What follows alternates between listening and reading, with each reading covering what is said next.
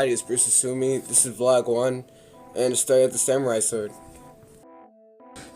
Pretty much, I'm going to talk about how I got, how this sword came to become, my sword.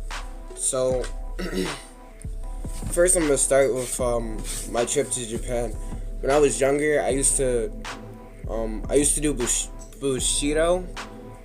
Cause that was like my first martial arts. When I was little, I was really inspired by sword fighting and like all the cool stuff. But my main idol that got me into Bushido was actually Samurai Jack. So that when I was younger, I was like, I want to be just like him. So when I got the opportunity to take Bushido, then I just my parents were alright with it. I got a chance to take it. So that's pretty much how I got into Bushido. I actually trained ever since I was from at least six or seven. Ever since then I've been in it. I already graduated, but I've been training for like ever since 6 or 7. And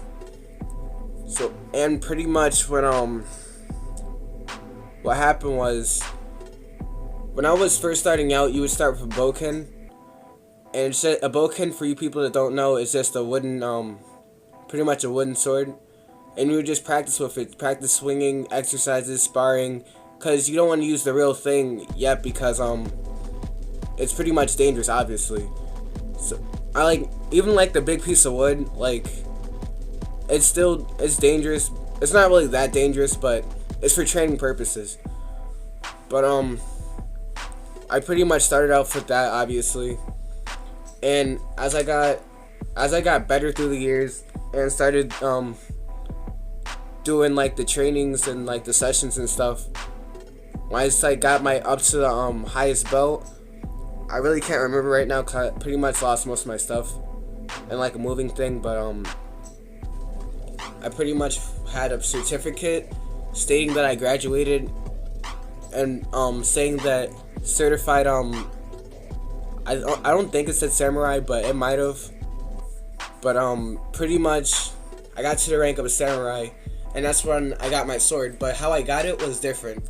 How I got it was when I was I think when I was 11, our master took us. We had to still get our money up there to take this trip, but we took a trip to Japan, and we actually went around, checked out the exhibit, the history of samurai.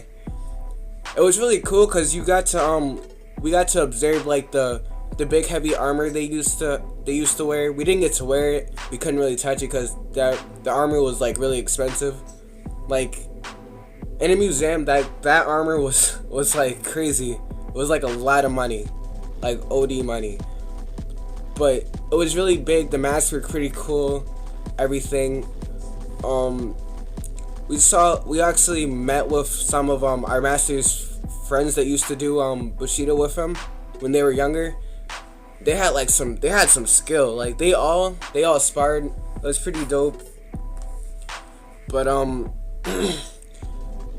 in Japan, we actually learned like a pretty rough not really bad rough, but like a pretty rough life lesson. Like live life to the fullest and everything, but mostly you don't use this sword. You don't use your sword in vain, or you don't draw it in vain, or just for like playing around and stuff like that.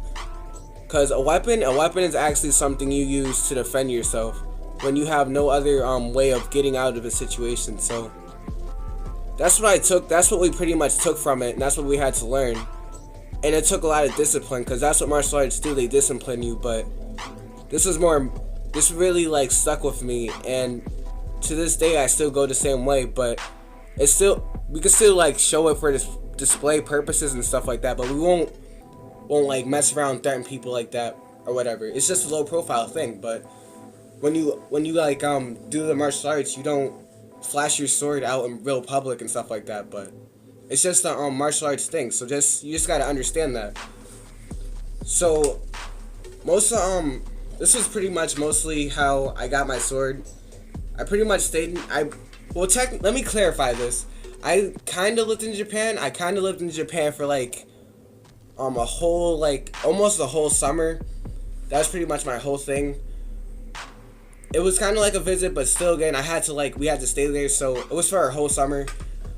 Don't want to say that I lived in Japan like my whole life. I'm just saying I've been there. I lived there kind of for pretty much a whole summer.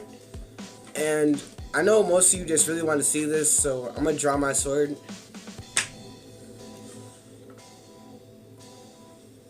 Look at that gleam, though.